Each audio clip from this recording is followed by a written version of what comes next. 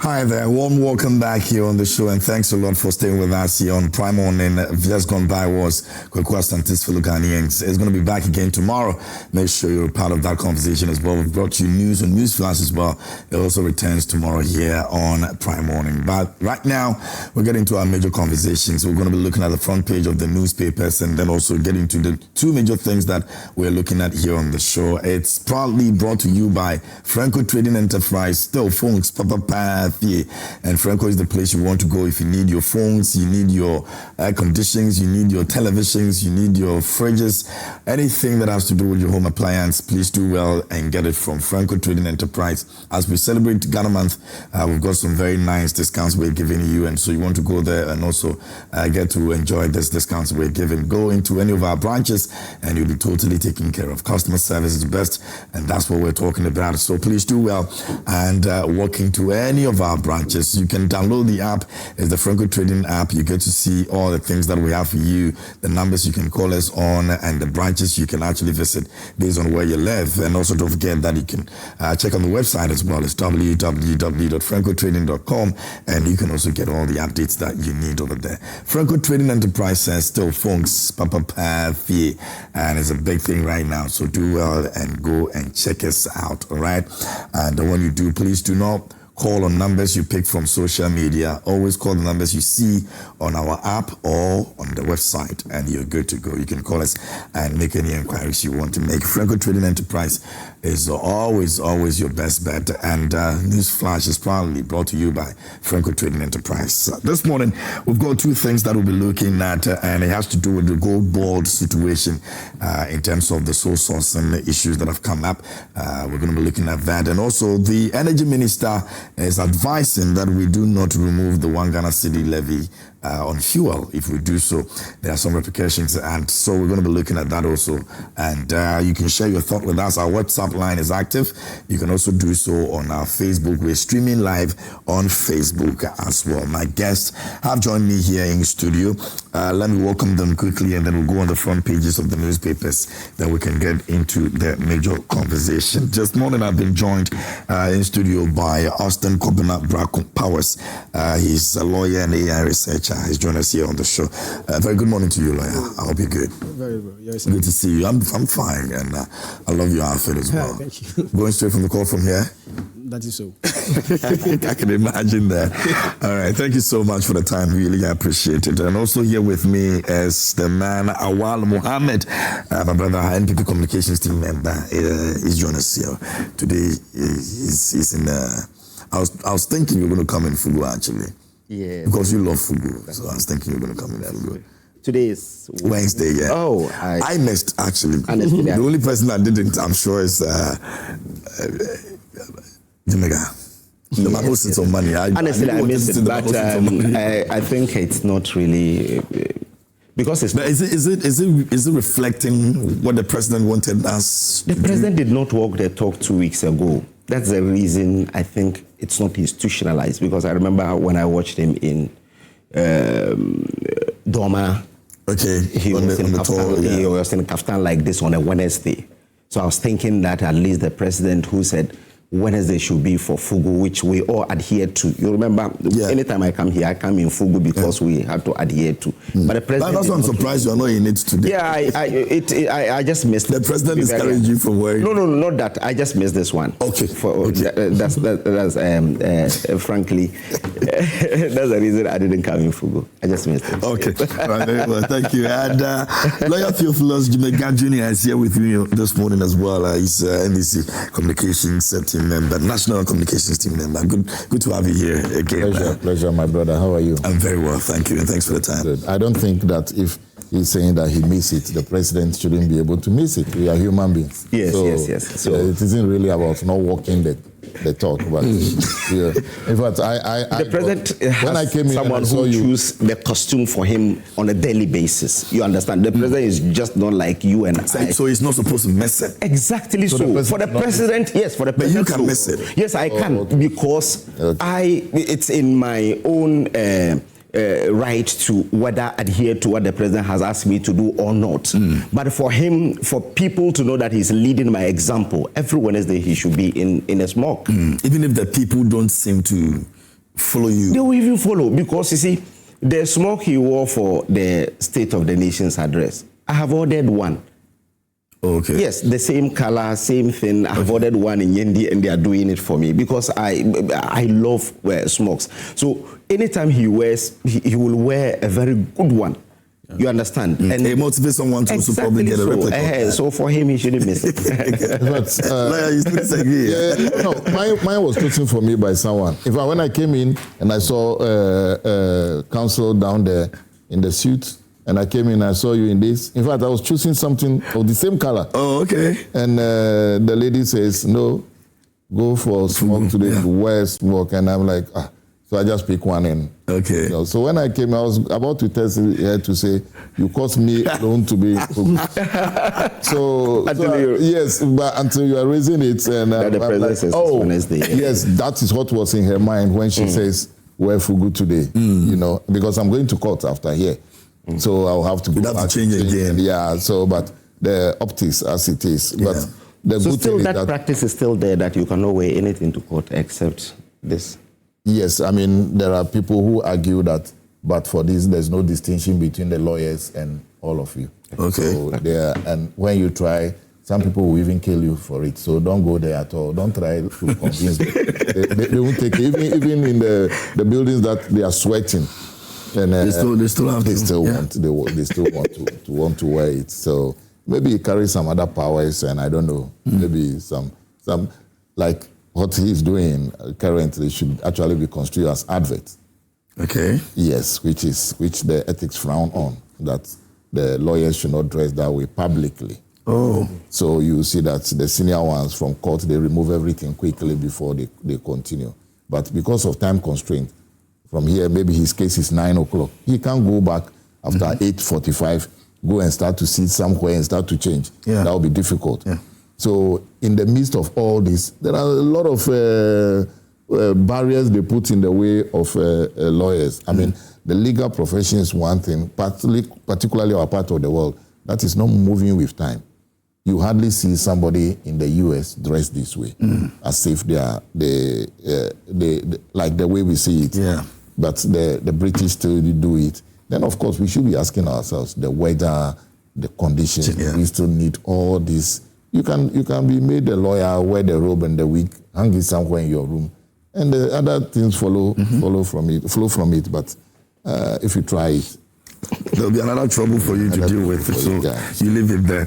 Anyway, I'm grateful for your time this morning here on the show. I appreciate it. Now, Daily Graphic this morning is speaking on the slavery issue.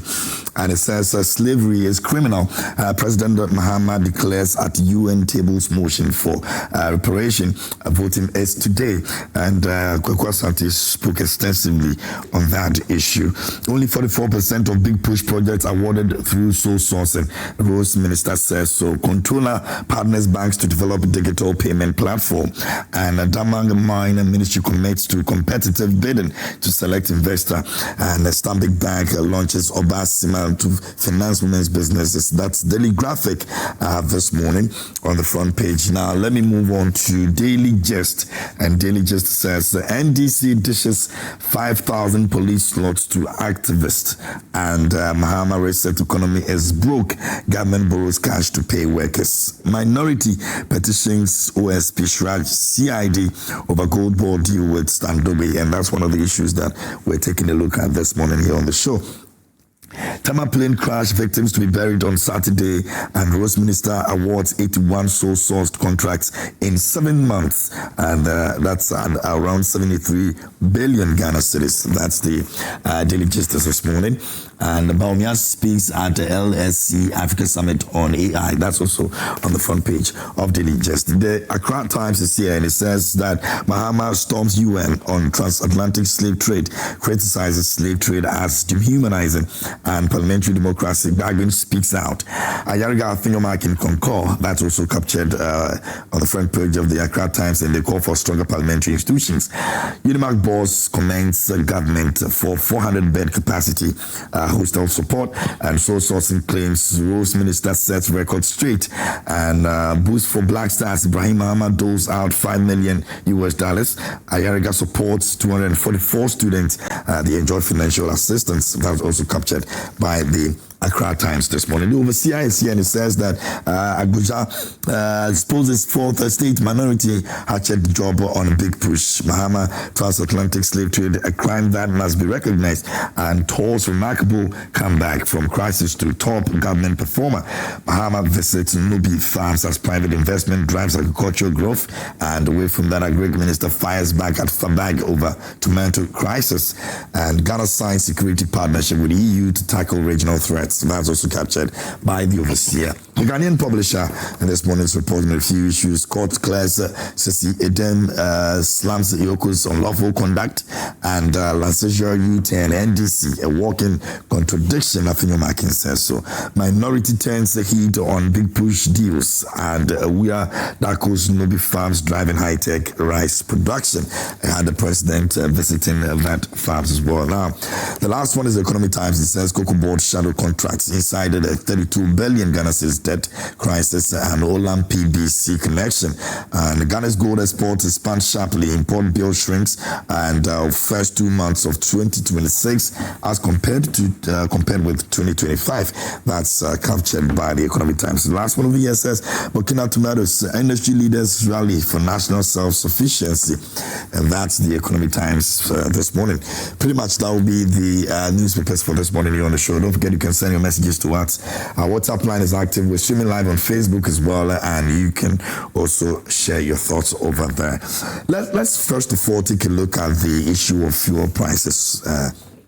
This morning, and Ghana's Energy Minister George Napo has rejected calls to scrap the 1 Ghana cedi per liter fuel levy, warning that its removal would disrupt energy financing and damage to the economy. It was introduced in 2025 to actually pay down energy sector debt. The levy is deemed necessary for stability despite growing political pressure, and the minority has said this can be removed to cushion Ghanaians, especially with the hardship the Ghanaians seems to be facing, according to the minority. But the energy minister is saying that no, this will not do us any good. Let me start off with you, Awal Mohammed. The minority has been pushing this, and of course, knowing even very well what this is meant to do for our energy sector, they still insist that to cushion Ghanaians, we should remove the energy minister says that will be disastrous. Thank you so much, and good morning to our cherished viewers, and good morning once again to my co-panelists. And I will want to tell you that it's left with some few days for us to finish our registration exercise. Over 1 million people have registered already. Yes. So the MPP is really doing the registration. If you're watching me this morning and you have not registered, or you want to be part of the MPP, you can just go online and search for member.newpatrioticparty.org. member.newpatrioticparty.org, or you can go to your polling station and register so that you can take part in all the elections from the polling station up to the national level. And that is the only criteria you can get on the party's register, so that we'll know you. So that one day, if we want to allow members in good standing to do it, we know that you registered from your polling station, and that will be easier for us. So, yes, it is true that the minority is calling on the government to remove the 1 cedi on the amendment that was done on the energy sector levy. You remember in June when the law was amended to add 1 cedi, making it 1 cedi 95 pesos to the energy sector levy. There was a lot of pushback, especially looking at how it was even passed. There was no broader consultations. It was passed under a certificate of urgency at that time, when we had our fuel prices coming down. And they were as low as 9 cedis, 10 cedis. So at that time, I remember the president said clearly that it will not really make significant impact on the pump prices at the time. We argued that, yes, at that time, it may not have any significant impact on the fuel, but with time, it will have. And 1 cedi, we feel that it was just on the higher side. And that's the highest, I think, on the taxes that we have on the fuel prices per liter. 1 cedi. And adding to the 95, so it's 1 cedi 95 pesos for Estella alone. So we felt that if there were broader consultations, it would have helped, so that at least we look at even how much will be reasonable, if there will even be some sunset clauses or so. Because you see, the fuel prices in this country are determined by 4 things. 1 is the crude price at the world market.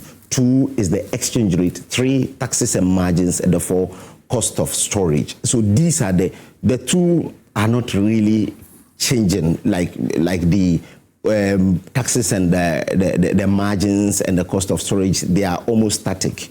But the 2 that determines it and makes it move all the time is the exchange rate and the world market price. So at that time, we were arguing that at least do a broader consultation. 1 cedi is on the higher side and so on. So that's the reason today, just with just a movement of the prices in the world market, just 1 increment, we've moved from 10 to around 12 point something to 13. Some are even selling it at 13, some are selling it at 12.6, 12.2, and so on, depending on the oil marketing company you buy from. Diesel is now between 15.7 and 16.2. And there is everything pointing to the fact that in the next window, there will be an increment. And the increment, even if it is 10%, you're shooting diesel to around 17 cedis or 16 cedis and 17 cedis, depending on where you're buying it. So it means it is going high. That's the reason we feel that if you're able to remove that 1 cedi from it, even if there's an increment, it will still remain within the 12, 13 for petrol, 16 diesel. Yes, that's 16 yes, for diesel, yes. So that at least you cushion the Ghanaian. The Ghanaian is already worse off.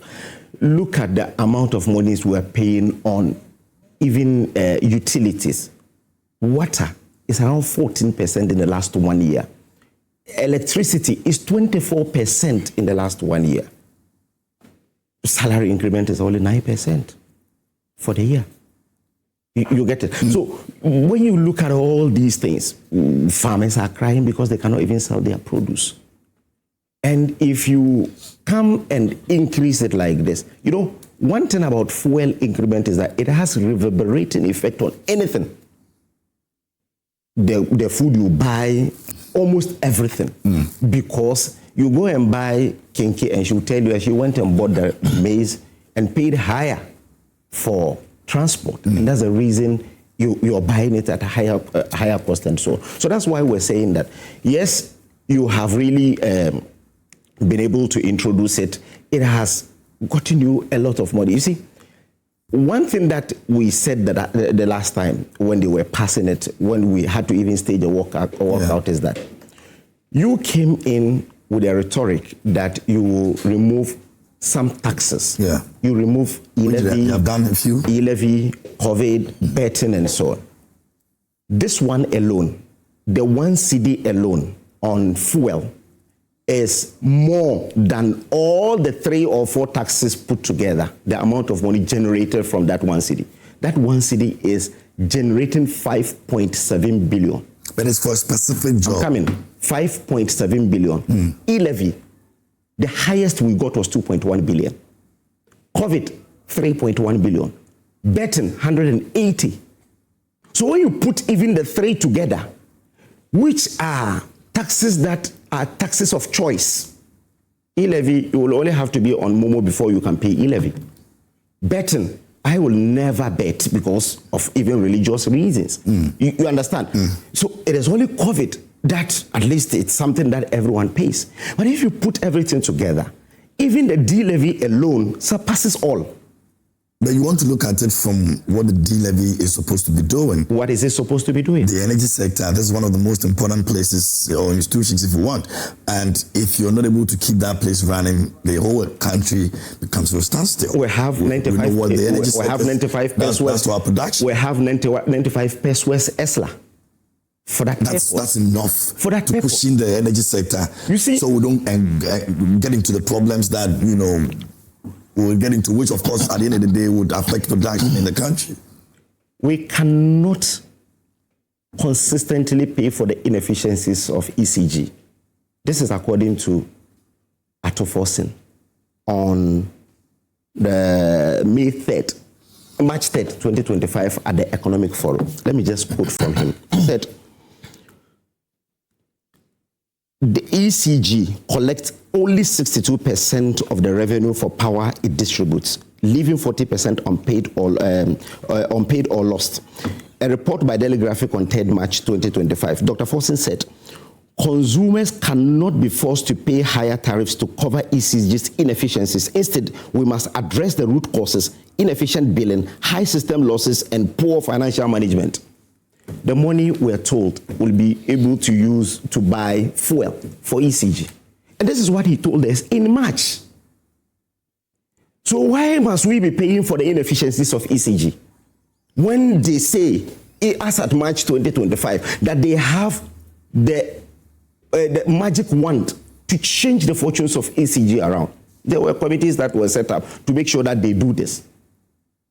So that's why we are saying that the Ghanaian is already overburdened.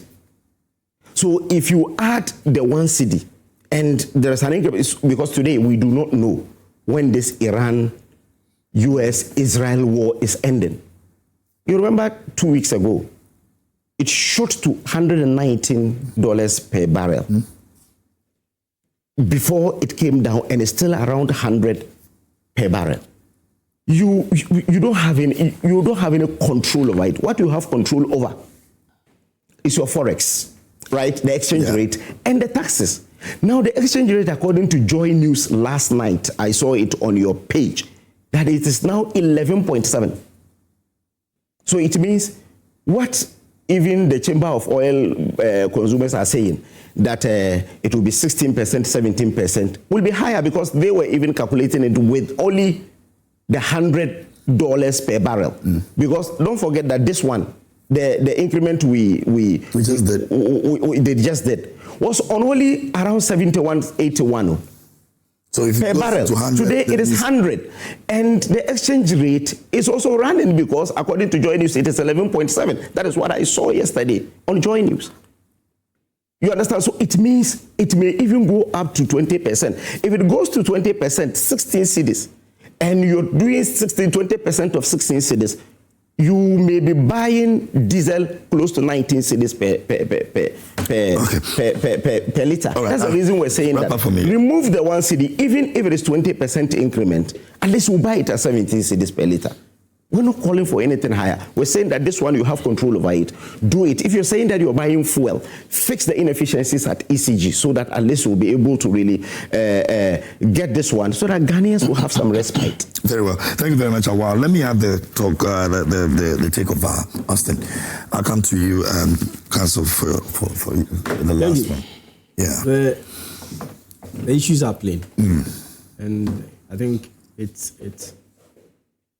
not subject to any dispute. What is the current state of affairs? Crude currently is trading between $88.52 to $99.27. If you check oilprice.com, which I check, it's one of the reliable sources. If you want to find out the prices of crude on the international markets per liter, that is where you find it. And we know the pumps, retailing at the pumps have shot up. We have 11 cedi from 11 cedi 57 pesos. It's now 12. 11 cedi 57 pesos to 13 cedi 50 pesos. Depending on where you go. The floor price. The pricing have shot up. No, the floor price is around 12 cedis. That is what MPA has come. Yes. Now the flat ceiling is 12. 12. You cannot say below 12. Yes. Because I know some are selling between 12 cedi, 22 pesos. That is depending where you go. That is well. Yes, yeah. No, so you can't sell below 12 cedi. Yeah. The thing is that the argument should be that are we choosing today's convenience over the stability of our energy sector? Don't forget, when the Dumsor Levy was imposed, the objective were threefold.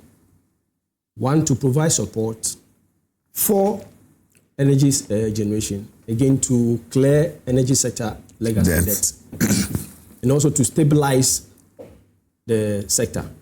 So if the argument is that the government has paid or cleared the energy sector legacy debt, how about stable energy?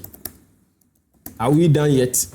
Are we out of the woods? Don't forget that there are rampant, sometimes even repetitive power outages in some areas or jurisdiction localities. So I feel that the objective of the Dumsor Levy has not been exhausted. Because when you pick the act, the law itself, it is clear.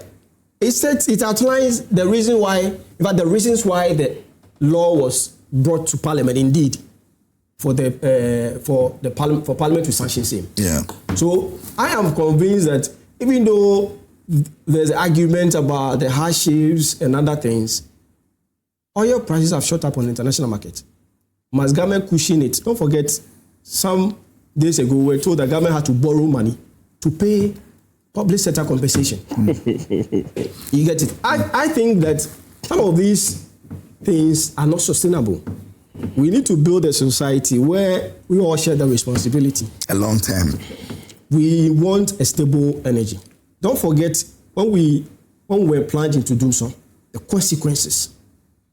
People even had to lose their lives. Businesses shut down. Yeah. Do we want to go back to that era? Or we want to want a period where Ghanaians will enjoy electricity? But is it justifiable? Is what we're currently experiencing compensating for all the sacrifices the Ghanaians have to make by paying one Ghana cedi? For me, as a citizen, if the money is used dutifully or used for the right purpose, and I get electricity, I'm okay. Is it the case now? Currently, I think we cannot say that our electricity generation sector or the energy sector is worse off. Okay, compared to what was inherited. Yes. Inherited? No, no, relax. The thing is that compared to the... Dumsor period. No, you compare to, let's say, maybe the last 10 years. 10 years, okay. So I expand the conversation. The last 10 years, because even during the previous administration, we had some power outages which were described as localized faults. Which is still here. Daily Graphic is reporting every day that Accra is enjoying for the last 2 weeks. No, that's why I said it. For the last 2 weeks. I noted that. So it's the reason you're even using the 10 years period. Exactly. That's why I'm expanding the conversation. So, Awal, you relax. The thing is that I want us to advance the conversation in a manner that will help everybody. I am saying that, KMG, the reasons for the imposition of the 1 cedi Dumsor Levy have not been exhausted. So if the argument of the minority is that the energy sector legacy debt had been declared, how about the stabilization of the energy sector? Have we stabilized the sector? Are we saying that we are in a position, and he rightly pointed out to a report by Daily Graphic. It's still reporting about localized power outages. Does this look like something that we have solved? No. I am saying that, be that it may, whatever the conversation may be, is the government using the money to stabilize the sector? That should be the broader conversation. The argument should not be the government should quickly remove the 1 cedi Dumsor Levy. I think it is fit for purpose. Until we get to a point where we feel that our energy sector or our power generation is stable, then we can talk about removing the 1 cedi. But you see, KMG, the thing is that I am against this attitude of government borrowing to shore up the suffering of Ghanaians. Because when you borrow, you leave debt. Yeah. And no, you can't borrow someone's money for free. It comes with interest. It comes with interest. Even when you borrow domestically, you still pay. How about the external borrowing? So I'm saying that the major source of revenue for government is taxes. Major source of revenue. So if crude prices have shot up on the international market, you can't say the government should go and borrow to show up the suffering of Ghanaians. It's a burden. We must all share. Internally, let's generate that. Let's generate and show up the government, meet the government halfway, and let the government also meet us halfway. If the government is not doing its side of the bargain, then we have a genuine argument and the genuine concern that the government is not doing what it is supposed to do. But as I'm sitting here, I think the Dumsor Levy is fit for purpose. Okay. Let us allow it to run. So we get to a point that we feel confident that our energy sector, our power generation is stable. You will see the light blinking, and you can even put on your air conditioners or whatever appliances without any difficulty. That is where we start the conversation. But you see, let's not dabble in the politics. The politics may be fanciful today, but ask yourself, is it sustainable tomorrow? So my argument is that Ghanaians, this is a government we want to support. Every government is our government. Whether you voted for the person or not, it's our government. The person represents us. So if there is a levy, whether minority worked out or not, it is seen as an act of parliament. There's nothing like NDC MPs pass this bill. It is parliament. Parliament works as a whole. So I say, this is fit for purpose. Let's allow it to run until such a time that we feel that, okay, we've stabilized our power generation sector.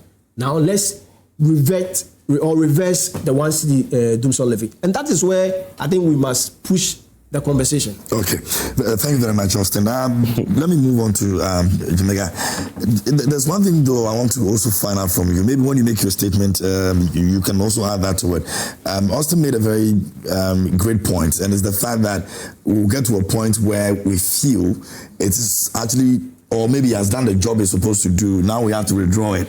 Are we potentially not going to be seeing another COVID-19 situation where we know that it's already dealt with the situation, but still the masses continue to pay for it? Bro, thanks and good morning to your viewers wherever they are. Of course, my good people from Hawaii. Austin, in fact, but for the fact that he's my junior, I would have bought him a bottle of beer this afternoon. But he owes me a bottle of beer. Oh, really? Because I think he took the words out of my mouth. You see, Awal should be honest to Ghanaians. Honestly. ESLA, you asked the question about the COVID sort of thing. We were already paying this type of levy long ago. ESLA was established in 2015. 2016-17, when MPP took office, the debt then, which ESLA was supposed to fill, was $2 billion. 2.5 billion. Good. Yes. As at the time they were leaving office, if you can help us with the figure. So 3.1 billion according to the energy minister in parliament when he was 3.5. 3.1. So having inherited 2.5 and you were taking monies to pay, and it has rather gone up. Simple mathematics will tell us that the monies were collected, but were not used for the purpose. Now, when they came in, they moved from ESLA to ESLA PLC. They set up a special purpose vehicle and collateralized the monies that were collected from ESLA and used the ESLA money to go and raise money and use that money for something else. They didn't use it to pay. That is where we are today. So, in effect, I would have been happier, or Ghanaians would have been happier, if Awal had told us that we came in and took 2.5, collected some money, used the money to go and raise further money, and the money we raised, we didn't use it to pay the debt. Okay. So the debt had gone on from 2.5 to 3-point-something billion. That's 3.1 billion that he's telling us. So, for them to today be opposing efforts that are being made to block such a hole leaves much to be desired. That is where I come with my brother. You see, government buys liquid fuel to power our for power generation, and we used to buy about $1 million every time.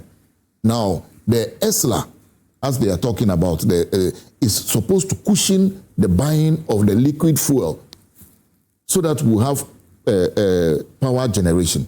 The question my brother asked, is the objective completely achieved and gone? No. The objective has not been completely achieved and gone. The purpose now of collecting this extra money, one of it is also to invest in our gas infrastructure, so that when we have the gas infrastructure in such a situation that we can use our own gas to power some of our plants, then these levies will come down. Now, indeed, the ESLA, the first one, was supposed to end 2020. But it had a sunset clause that if everything goes on, it should end 2020. But it never ended. We are in 2026 now. Some people were in government around 2020 when it was supposed to end, but it never ended. Ask why.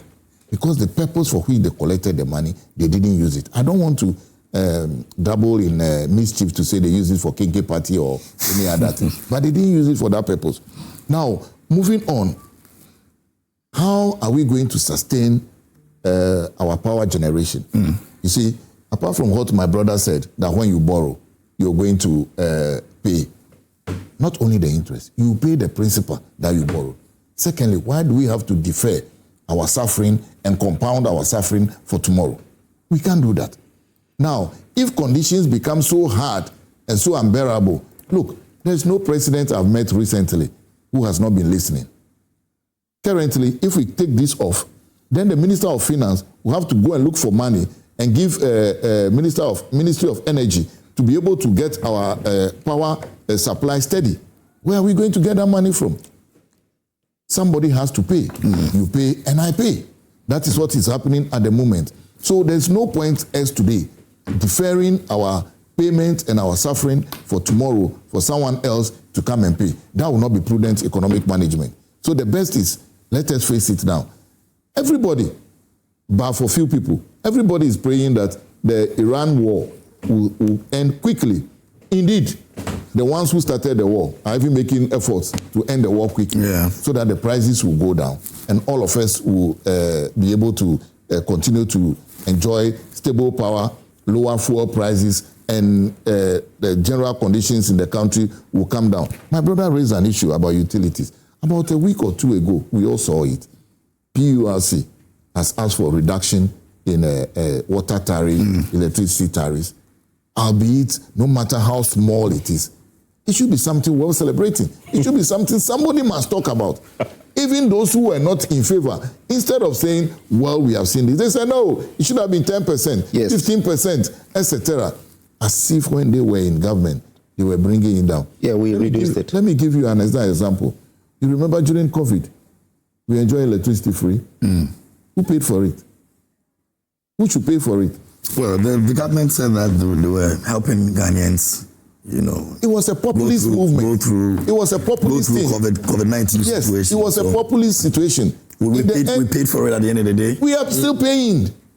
We are still paying. Somebody told us that, enjoy, those of you up to 200 cedis or something, you will not be buying, you will not be paying for anything. When you go, we'll give you 50 more. I couldn't even get the mathematics then. But for some reason, we were being told that we were being given electricity free. Today, we are still paying for it. Instead of us facing the bullet, as let me borrow the words of President Kufuor when he took over, biting the bullet and take tough decisions then, we decided to be populist to say that we are giving free electricity. Come on, you have traveled all over the world, even to your village here. Those days that you can go and get pawpaw in someone's farm and it's free. Today you can't even get it in someone's farm, let alone going to enjoy electricity free. Someone has to pay for it. And those days that we defer the payment are the things that are biting us. So in order for us to have our stable power supply, we need to focus and do the needful and pay. But if situations are so terrible, come on. Who wants their people to suffer? Not the NDC government. That will be changed. So would this go away if we're able to stabilize, as you're saying, that if we're able to get things on the right track? Removing would it be a burden, or is going to be the easiest thing the government will do? No, as I said, one of the objectives, if my brother, I don't know whether... Yeah, yes, yes. One of the objectives is actually to also invest in our gas infrastructure. So it means the Ghanaian will be paying for this for a long time? No. So when we are able to establish, but you are aware that plans are far advanced for us to have our own gas processing plants to power our own electricity. They have done all those things. Yes, so these are part of the objectives for it. But until we stop buying crude liquid fuel to be using to power our machines, we'll be paying because the debts are there. So that is why when I was thinking that he would have talked that, there was no sunset clause, as our people have said. But once these things go down, somehow somebody has to pay for it. We cannot say that government should always be going to look for money and pay for our electricity. It can't happen. Okay. Well, we want to, so that we'll go to the next topic. KMJ, we kept the light on for 8 years without Dumsor Levy. That is it. Again, we met did that leave us some debts? The lights are not on for 8 years, so he said it right now. But he said the localized that we're experiencing today, we experienced it in October 2024. That was all. Napo even asked that. That was late. October 2024, before election. It was very constant. Exactly. And we were asking for timetable. Napo issue came. So we kept the light on for 8 years without Dumsor Levy. October was not part of the 8 years. No, it is. But what I'm saying is, the argument he's making. So let me just have my time. The argument he's making is that so I'm saying that in the year. I'm saying that we kept the light on for 8 years without Dumsor Levy.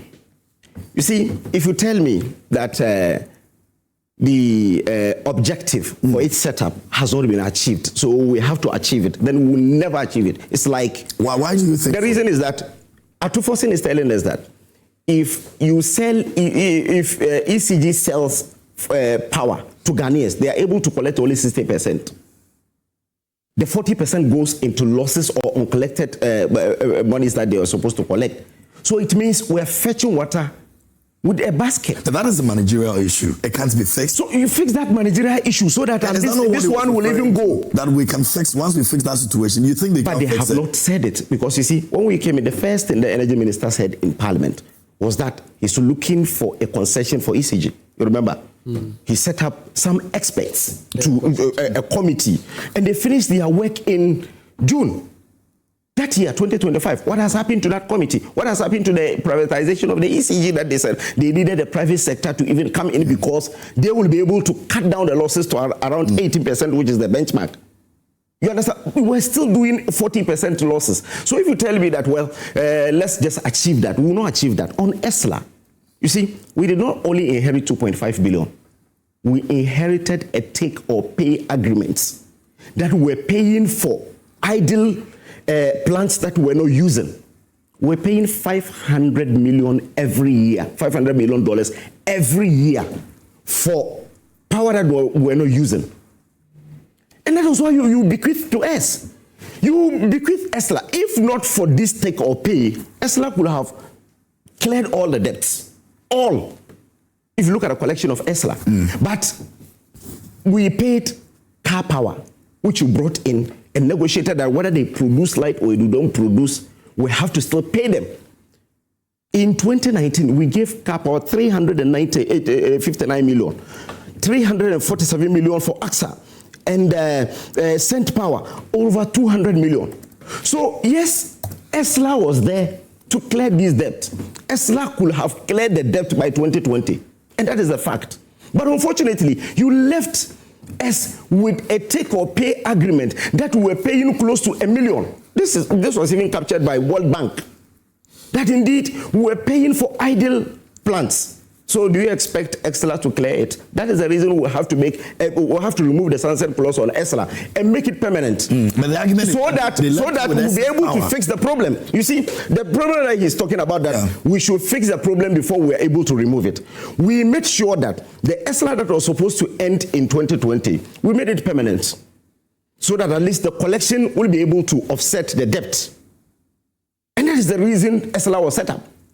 To really clear all the debt. But unfortunately, we had all this. We had to really pay all these things. Even with that, we kept the lights on, at least for the entire 8 years. The problems that occurred in August, September, October is still what we're experiencing today in Accra and Kumasi. Daily Graphic has been reporting for 2 weeks now. They're receiving a timetable in Accra. But there's no timetable in Kumasi. I'm just coming from Kumasi. A power shuttle. Yes, you read the Daily Graphic. For the last 2 weeks. CCG usually release. For the last 2 weeks, every day Daily Graphic will tell you that this place will be off. Last night, I came to Accra yesterday around 6 p.m. We were off around Pokwase, Amasamai, Ofanko. We were off. I didn't know the time. The light part of the maintenance. The light came just this morning. You see, that's what I said. That was what we also. That was what Napo said. That it was Dumsor. He told you that yes, we're trying to really switch it off so that we'll be able to really work on the machines. Now you are doing it. So we kept the light on for that. That's why I'm saying that. You see, he said 4% has been removed. You increase 28% cumulatively for the year. And you only remove 4% and you want us to clap for you when the conditions that you used to increase was exchange rate and inflation. Today, inflation is 3.3. Exchange rate has been stable to like 10, 11 for the entire year. And you still charge us 28%. During our time, when we had inflation at 23%, exchange rate around 14 cedis, what do? We even did cumulatively 6.4 for the entire year in 2024. That is why the economy was grounded to a halt. It was not. It was not. You were looking for somewhere to pay somewhere. We were not. We were not. Where were you? Where were we taking money to pay ECG? There were so many. No, where? It's not true. The monies you took from Europe and Europe. Which Europe? And paid which money did we use? All the loan agreements that we had in this country are tied loans and untied loans. A lot of the loans that we took were all tied loans. They are tied to projects. And that's a fact. Which of the loans did we use to offset ECG debt? No, we only use ESLA. No, I'm saying that you didn't use any to offset ECG debts. Look, until if you have power that was not being used, how come that the October you are mentioning, we were having power issues? How come that? You see, that is what is referring to as we were doing. It's not Dumsor. So I think beyond the politics, there are real issues Ghanaians and things Ghanaians want to see. That's what we want to hear from you. They want to see the electricity being stable. Yeah. In fact, that is my interest. And it's the heartbeat of the economy. We had 95 pesos already to do that. So there is 95 pesos. We were not able to do it. The thing is that, KMG, we elect a government to take decisions. And sometimes we have to swallow bitter pills. But now I've said the conversation should be whether the money is being used for the right purpose. But when you look at the memorandum that accompanied the energy sector amendment bill, it says to raise additional revenue. Yes. So they acknowledge that already there is a law that mandates them to collect some money. Yeah, that's the ESLA. Exactly. So they acknowledge, which is 95 pesos. Exactly. You are adding something to get additional revenue. You added one cedi, which you think is too much. It is the highest on the petrol build-up. Okay. The thing is that the issue about whether the 1 cedi is too high. Even when when the bill was placed before Parliament, I had issues with the amounts. Yes. I had issues with the amount. Okay, the one. Yes, I had issues. I thought it could have been reduced. Like 40 pesos, 30 pesos, 10 pesos. No, I had issues. Yeah, I had issues with the amount. Yeah. But now it is not a law. So I would not want to argue pre-bill. You want to see what it is used for. Exactly. Judiciously. Exactly. If it is, then it means that we're... Because we argued that, we advocated for the money to be reduced. The government felt, no, they needed the 1 cedi. So now we have to now look at whether or not the government is using the money that they said they want to do the right purpose. And they said, the bill said, additional revenue to support the payment of energy sector shortfalls. And the shortfall, we are talking about financial and operational challenges. Yes. That is the 40% loss. Let me help you. Due to debts owed to ENI, car power. Yes. Car power. Yes. So those are the ones who said you are paid, but you hadn't paid. They hadn't paid plan. So we reduce the energy money that we have. Reduce the energy sector legacy debt and stabilize power supply. So you see, if the argument is that they clear the energy sector legacy debt, and which I will not say is something we can say we have done, we've concluded. Yeah. This is a continuing obligation. It will come. Every month we will still have to pay. So we'll clear. And the bit about stabilized power supply, that is where even today, I saw his post on Facebook where he was talking about Pokwase and some places. And telling people to tell them, comment the allocation and whether they have light or not. So you acknowledge that we have issues we need to deal with. Yeah. The power must be stabilized. If the government is saying that I need a 1 cedi, let's buy them, give them the time. Rather encourage them to use a 1 cedi to stabilize the power supply, so that when next you come to Accra, you don't have to sleep in darkness. When you check the law, they said they should be giving us periodic updates. Since we started collecting in June, we have not gotten it. We have not. Exactly. So we don't even know how much has been approved. This is part of the conversation you should be pushing. It's in the law. No, I'm saying that this is part of. They said at least, even the president said after every 3 months, because he said it will be detached from the consolidated fund. That was what the president said. Even the president said it will be detached. How much is collected? Yes. And how much has been utilized? The president, with all respect to His Excellency the President, he's not the law. So he can't say, even the president says, how much is the periodic? We all don't have the law before. I can They said periodic. So I think the minister will have to 6 months or so. After every 6 months or so, that is the one he has to update us. Let them update. It isn't like he has failed to update. Perhaps in 6 months. So we started in June, as you were saying. So now it is. Look, you can just make a call, fill in an RTI, and you get a... This government don't give answers.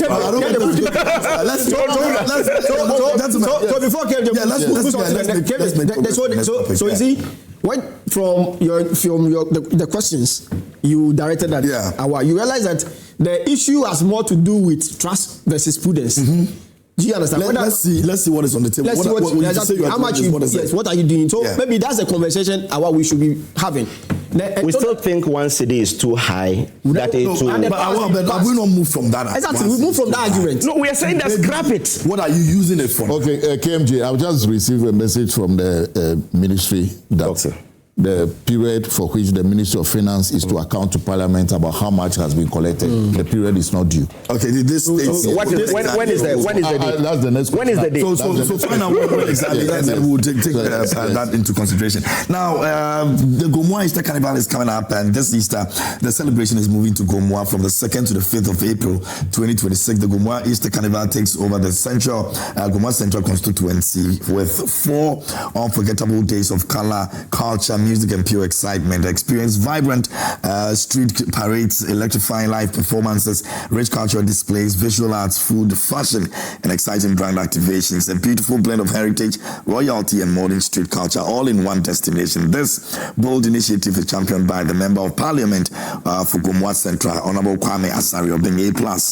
The Gomoa Easter Carnival is powered by the Joy Brands and proudly sponsored by Hot Wave. And now, dates on the 2nd to the 5th of April 2026. Then it will be Gomoa Central constituency. Come with your energy and come ready to celebrate. Gomoa Easter Carnival 2026. Let's meet at the center. For vendors, call 02021587734. That's 02021587734. And hotel reservations, call 053-404-9996.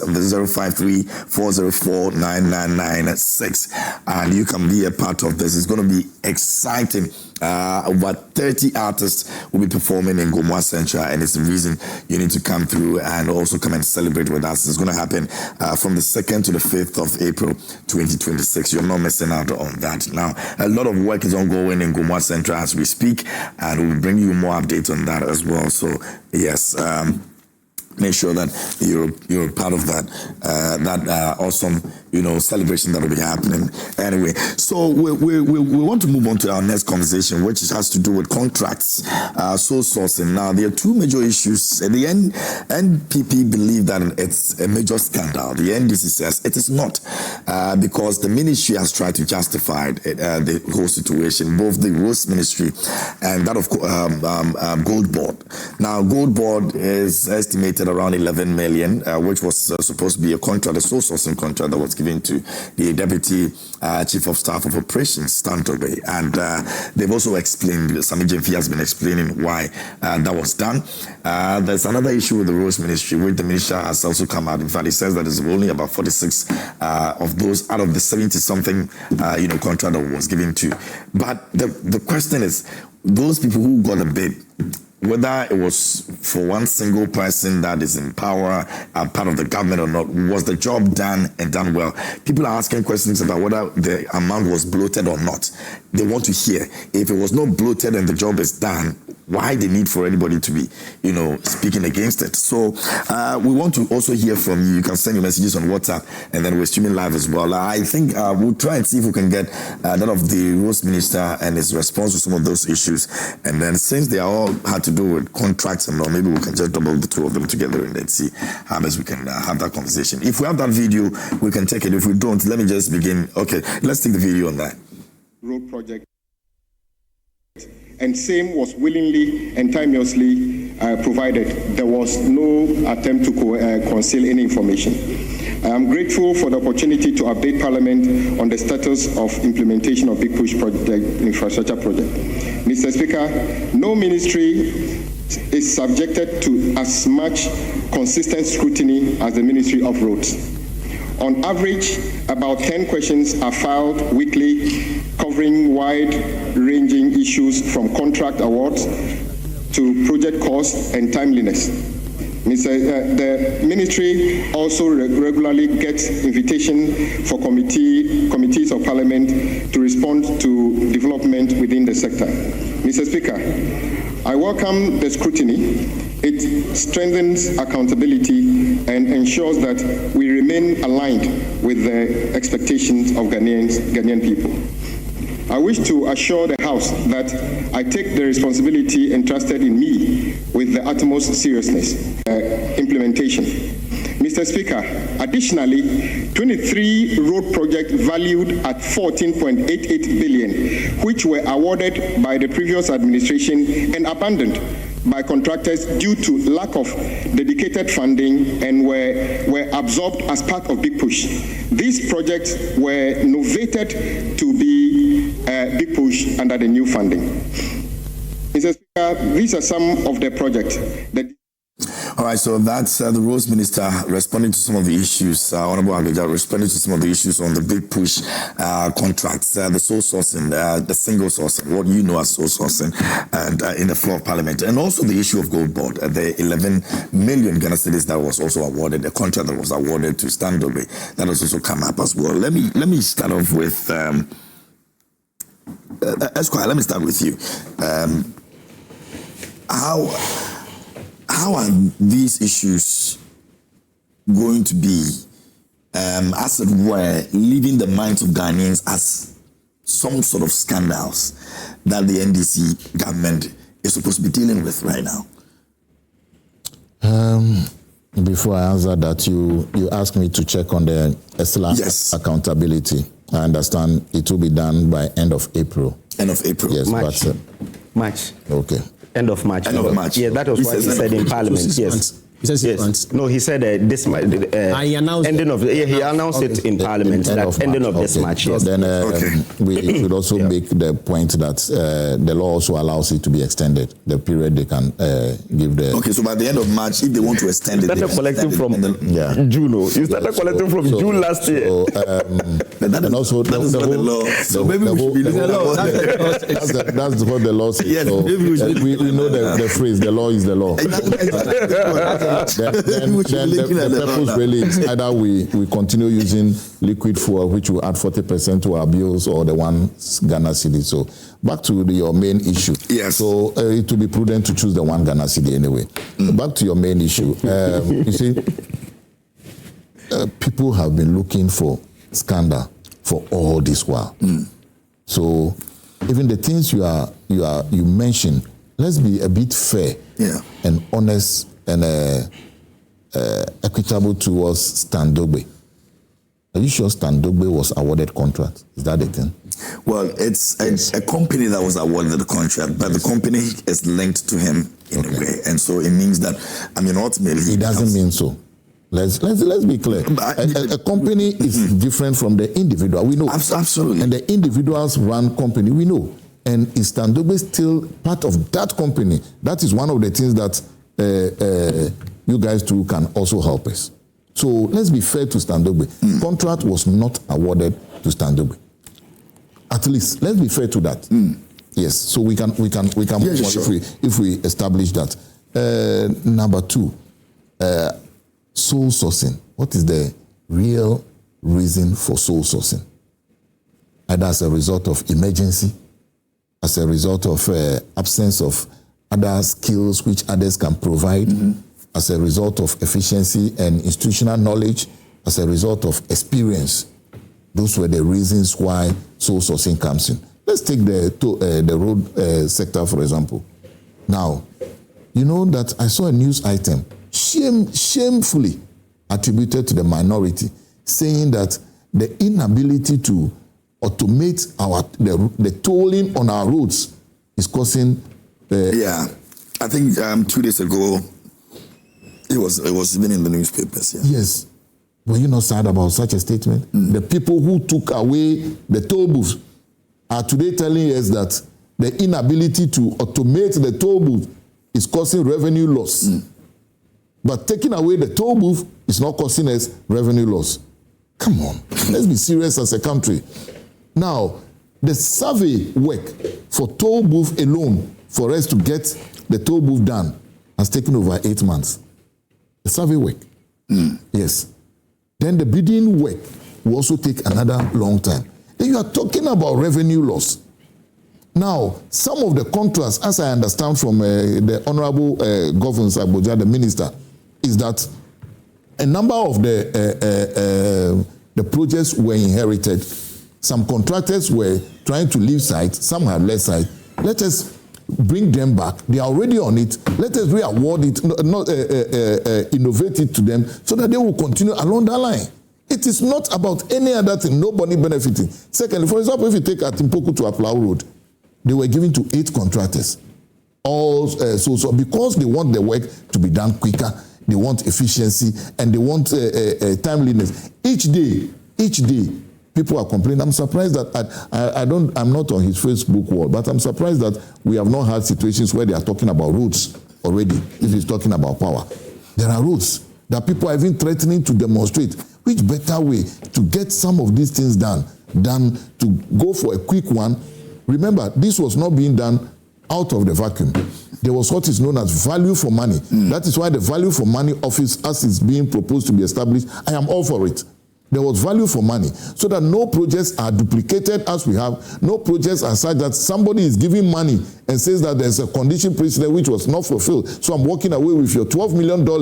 No double payment of the same project or multiple payment of this. All those things were done before we arrive at this stage. So the idea that you are looking for scandal when there is none, you will definitely see something which looks like the shadow of a scandal and start to shout that this is a scandal. For now, Honorable Kwame Agboja has stated it categorically, and that he takes his job very serious. And KMG, let's be honest here. He talked about the fact that this government doesn't release RTI. That is not true. For example, this GoBot you were talking about, it's on their website. Nobody intercepted anything. It's on their website. They publish it. The roads minister said it yesterday that all that they requested was given them. It's also on their website. I've seen Senor Amepla yes, that's what I have. Issue with the Yoko boss. Yes. But he's sent a message several times for more than 1 month now. Reminding him that he should attend to the RTI that he sent to his office. And so one bed doesn't make summer. if Senyo has an issue with Ioko boss, that doesn't mean that this government and that's how you're accumulating to. Oh, it hasn't accumulated yet. It hasn't accumulated. And if second, it is not everything. Another person will add up to it, and then remember, it is not everything that you make an RTI request for that you are giving. It is not everything. And council here will tell but you should be communicated to. That is what the law says. Based on national security issues, you cannot. When you have, but we're having a conversation. Okay, I think I cannot be rebating all this. I'll have the conversation when he's done. Yes, I think that is well. So it is not an issue that this government and these appointees are not giving out information. A lot of the information you're asking for is already on their website. So, for example, I found someone saying that they intercepted Go Board, Math Test, blah, when the thing is already on their website. Which one are you intercepting? By clicking? That's not an interception. You are a journalist, you know those type of things. It's not an interception. So I want to plead with my brothers that those looking for scandal, you are yet to find any. Indeed, this government has been boring as far as scandal is concerned. They are not giving us any scandal. You won't find any. Because they are working according to very narrow path of code of conduct. And that is what is showing. So, folks, there will be no scandal. Okay. And there's no scandal yet. Okay, well, let me have your take on that. And then also we'll do the last one and do some messages and we are done. In 2024, before we lost the elections, the NDC painted the picture that sole sourcing was even illegal, to the extent that they sat on TV, talked about all contracts are sole sourcing.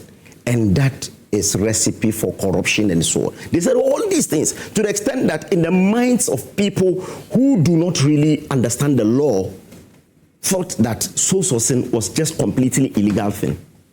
Today, the road minister is telling us that, I did 44% of sole sourcing. 34. 44. 34. 44. That was what he said. 44. He said it in Parliament. He said 44% of the total. And this is a government on page 39 of the NDC manifesto. They said they will make sure that they approve some law that will make sure that people will not abuse the sole sourcing.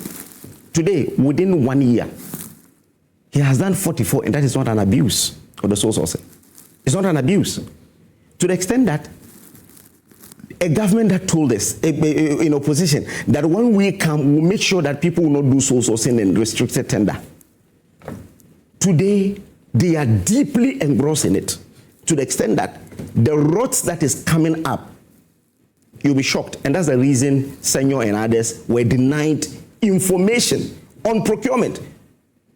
Senyo only asked for a procurement plan, but they are not given. They have procured cars and they gave it through sole sourcing and so on. We will bring it out. If you say they are not scandal, it's up to you. President Kufuor said power can trick a lot of people. And that is what is tricking them. They think that what the issues Ghanaians are raising are not scandals. On Gold Board and Standogwe, this is a quotation from Standogwe when people said that that company belongs to him. He said, well, I should have shut down my business once NDC won and send everyone home. No. This is what he said. This is what he said on Facebook.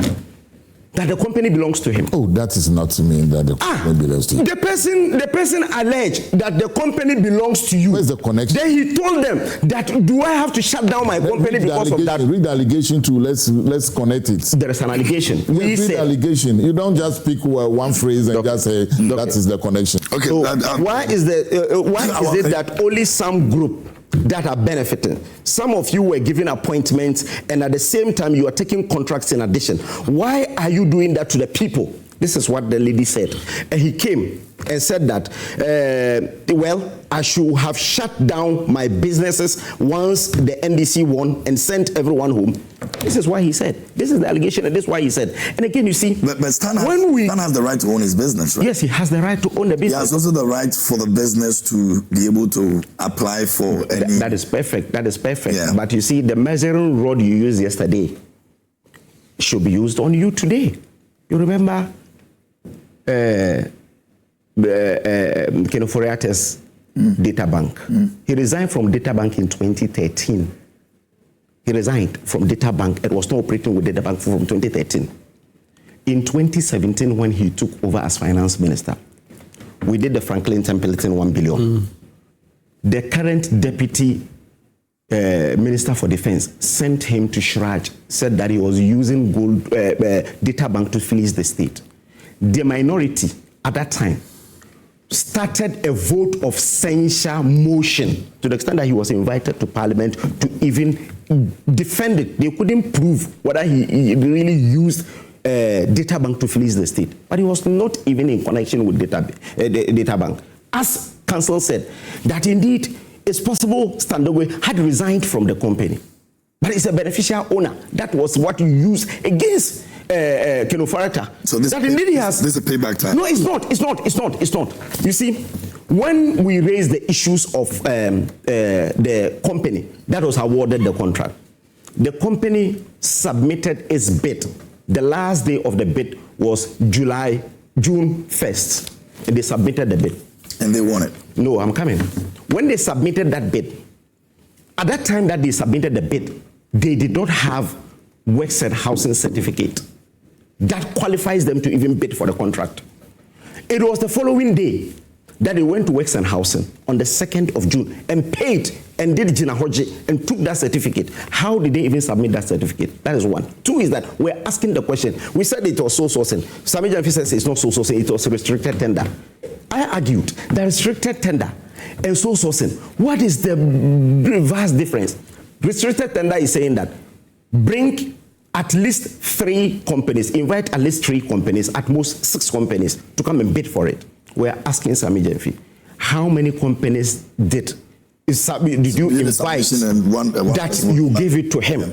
And again, he was not qualified at the time because he did not have Works and Housing certificate at the time he submitted the bid on the 1st of June.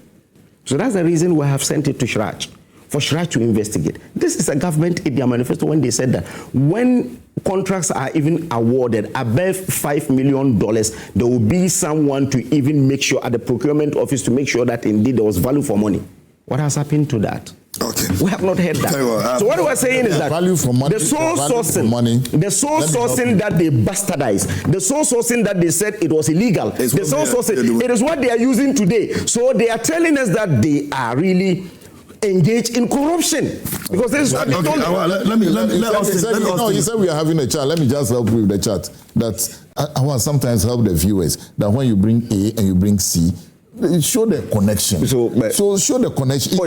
Me that I'm here, I'm sure counsel will be struggling to see the connection. So this is a reference to the illegality that he said. Nobody, no reasonable person would have said that sole sourcing was illegal. No reasonable. I said you painted the picture as though it was illegal. Like the one that Ashanti Regional Minister has commissioned under the in Kumasi that they are painting. Oh, nice. You say it's very nice one, Dr. Mwaku. You have done fantastic work, and by that he said he's getting 38% of the NDC votes for NDC. Why is he running away from Asante Mampo and he's going to such a place? Why is he running away? He should win Asante Mampo for you. If he can do anything, he should win Asante Mampo for you. Let me have you think. The thing is that by default, I'm a positivist. Yeah. So by positivist, I mean that I look at what the law says. Yeah. And I have always said that it's single source procurement illegal in Ghana. It is not. It is not. Don't forget that the default method of procurement is competitive tendering. Yeah. But the law, when you look at Section 40 of Act 663, that's the Public Procurement Act 2003, Act 663, it makes provision for single source method of procurement. But it is circumscribed. They have a criteria that you need to follow. The question is that in the cases we are talking about, in the transactions we are talking about, the gold board transaction and the road... And these contracts, did they follow due diligence? That's the question we are asking. That's the question we should be looking for. Not whether or not they are overusing the single source. The roads minister defended it and in the floor of parliament. He said yes, he followed everything. So we have asked him to publish it. For us to see. So that should be the argument. Yes. I think, and your argument that the NDC used against you were on the space. The thing is that Are you an imam? The thing is that we know what the politicians can do. Yeah. And in fact, I am privy to what Awal said. In fact, the thing is that the NDC, it has happened before. The NDC in opposition were against. They claimed the overuse of the single source method. So that they wrote it in their manifesto. so it silenced you.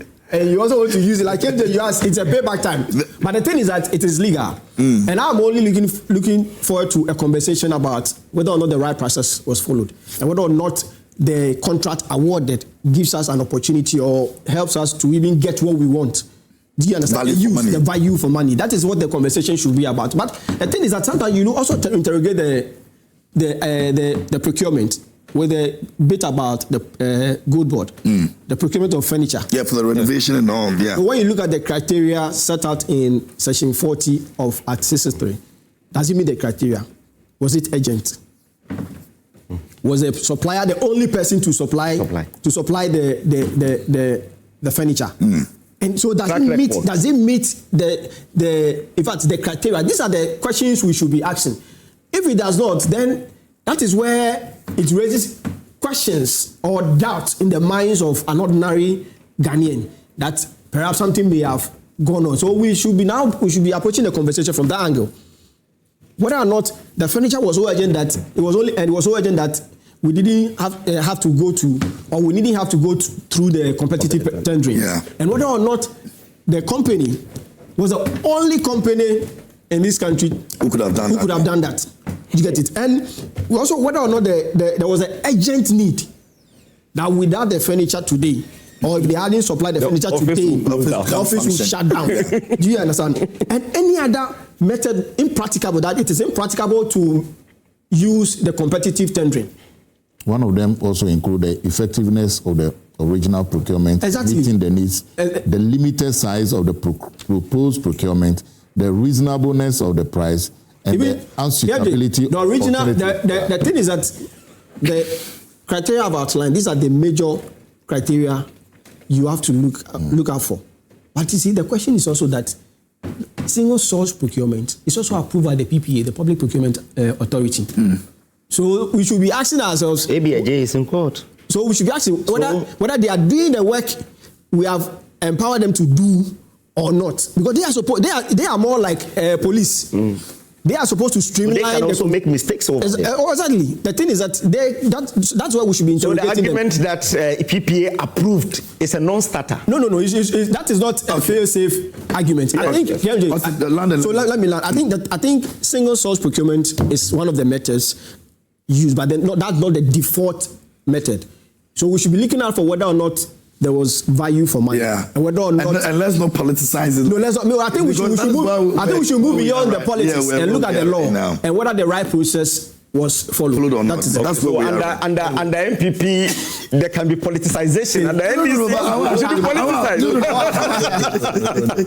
This house says good morning, KJ. God bless Awal for speaking truth on the energy issues. NPP inherited scary mountains of energy issues upon assuming office, but the government even reduced the prices instead and kept the light on for Ghanaians during the 8 years of being in office and never complained. But the other panel members are not being truthful to the facts. You opposed one levy, which was meant to cushion the economy in times of crisis, but support 1 Ghana cedi per every liter of fuel. But when there's no crisis, even though Dumsor is on the high, it can only be when you are being a partisan. I urge fellow Ghanaians to take heart. Dr. Baumia will come and rescue us in 2029 upon winning elections in 2028 by the grace of God and KMJ. One thing is, I know for sure is DMB is coming. Okay, let me go to this one. It says, good morning, KMJ. K from Pong here. Did I just hear the NDC rep say Standobe is different from the company? And I understand why President Mahama once said Ghanaians have short memory. It's rather NDC people who have short memory. They said all manner of things when the Brian Champon company wanted to purchase Snake Hotel. Today, Standobe, who is the deputy chief of staff for the company, is getting sole sourcing contracts and it's okay. Today, the president's brother is taking over demand mines and it's okay. Posterity will judge all of us, especially journalists who saw everything wrong during the previous government, who today don't see anything wrong with the exact things they complained about previously. Today under his government, fuel prices goes up every week. All right, so let me, for the sake of time, let me do the next one. Good morning, KMJ. And this Daching, and it says, please, I really want to know what kind of person is Mohammed Awal. Imagine Awal being the vice president to Afio Markins. This micro-minority don't know. They are rather making their party unpopular to most of us.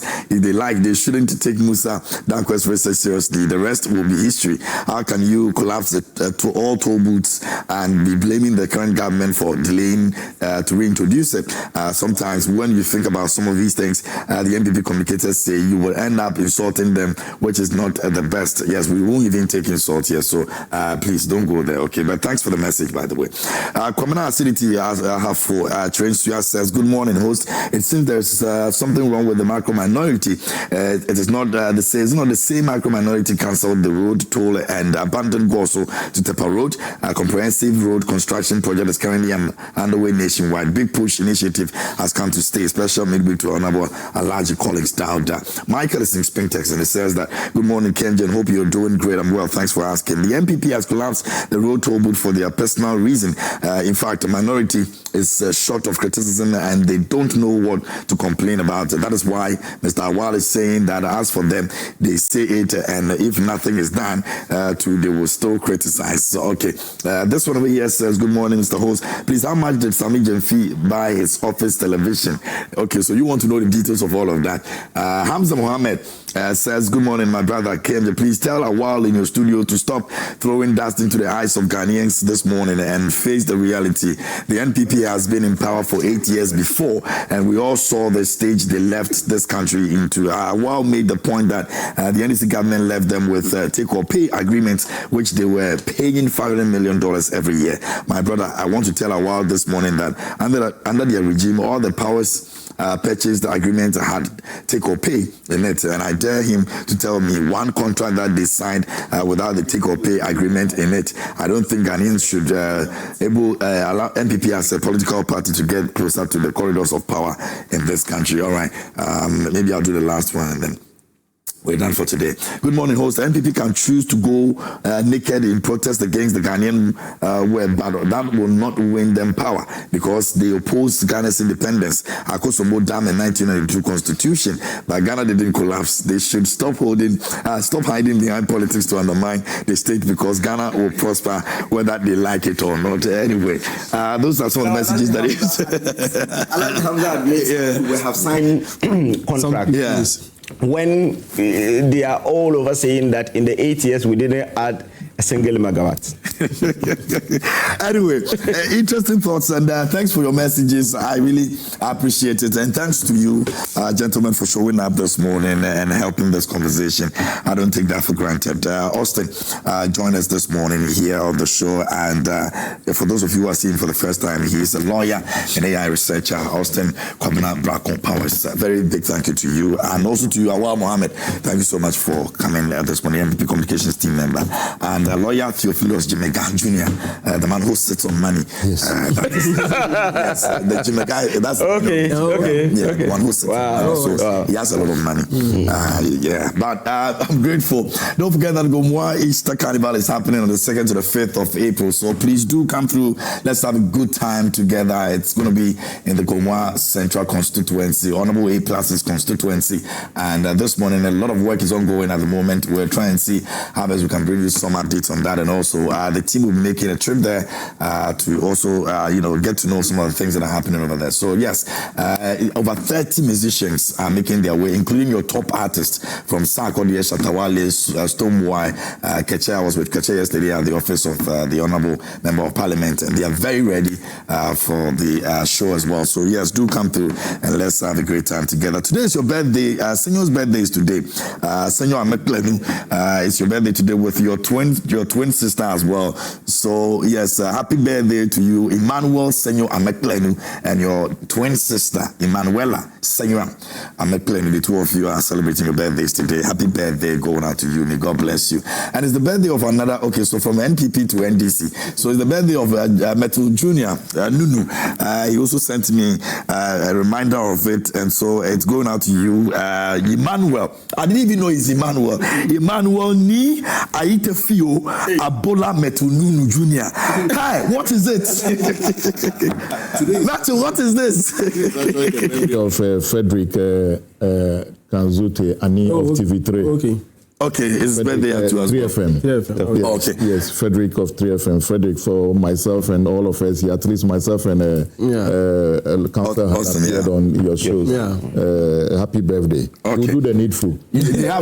Once Councillor sends me my If they're going to have problems with them, but that's all our conversation this morning here on the show.